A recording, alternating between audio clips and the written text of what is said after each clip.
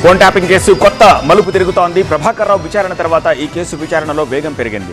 Tapping కు బలైంది తామేనని కాంగ్రెస్ చెప్తుంటే వాళ్లకంటే ఎక్కువగా తమ ఫోన్లనే ట్యాప్ చేశారని అంటోంది బీజేపీ. బీఆర్ఎస్ హయాంలో జరిగిన ఫోన్ ట్యాపింగ్ వ్యవహారం పొలిటికల్ టర్న్ తీసుకుంటోంది. అమెరికా నుంచి ప్రభాకర్ రావు రాక తర్వాత ఈ కేసు విచారణలో సిట్ మరింత దూకుడుగా ముందుకు సాగుతోంది.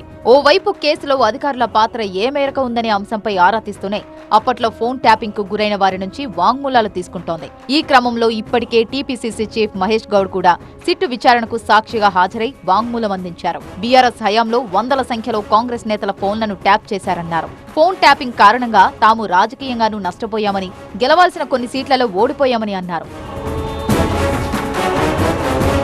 మరోవైపు ఫోన్ ట్యాపింగ్ కు తాము కూడా బాధితులమే అంటోంది బీజేపీ. బీజేపీ ఆఫీస్ సిబ్బంది ఫోన్లు కూడా ట్యాప్ అయ్యాయని కేంద్ర మంత్రి కిషన్ రెడ్డి ఆరోపించారు.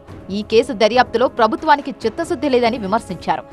భారతీయ జనతా పార్టీ ఆఫీసులో పనిచేసేటువంటి సిబ్బంది యొక్క ఫోన్ కూడా ట్యాప్ చేయడం జరిగింది. ఈ రోజు భారతీయ జనతా పార్టీ నాయకుల ఫోన్లు ట్యాప్ చేయడం జరిగింది. భారతీయ జనతా పార్టీ కార్యాలయంలో పనిచేసేటువంటి సోషల్ మీడియా టీం యొక్క ఫోన్ నెంబర్స్ కూడా ట్యాప్ చేయడం జరిగింది. ఇప్పటి వరకు కాంగ్రెస్ పార్టీ ప్రభుత్వము వ్యవహారం చూస్తా ఉంటే నేను కొట్టినట్టు చేస్తా, నువ్వు ఏడ్చినట్టు చేయన్నట్లుగా ఈరోజు కాంగ్రెస్ పార్టీ బీఆర్ఎస్ పార్టీ వ్యవహారం.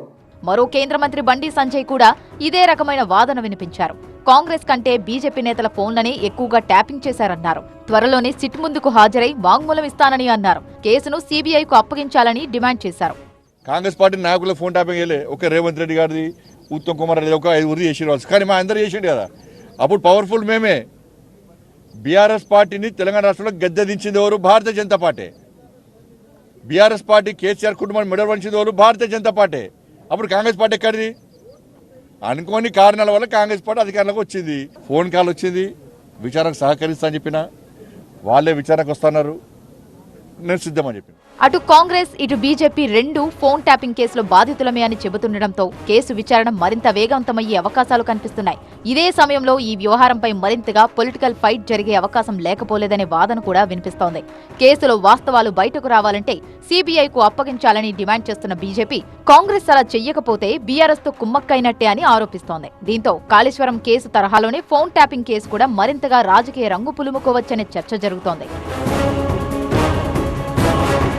ఇదిలా ఉంటే సిట్ విచారణకు హాజరైన సస్పెండెడ్ డీఎస్పీ ప్రణీత్ రావుపై ప్రశ్నల వర్షం కురిపించారు అధికారులు. కేసులో A1గా ఉన్న ప్రభాకర్ రావు స్టేట్మెంట్ ను ప్రణీత్ రావు ముందుంచారు. అయితే ప్రభాకర్ రావు చెప్పిన ప్రతి పని చేసుకుంటూ వచ్చానని సిట్ కు తెలిపారు ప్రణీత్ రావు.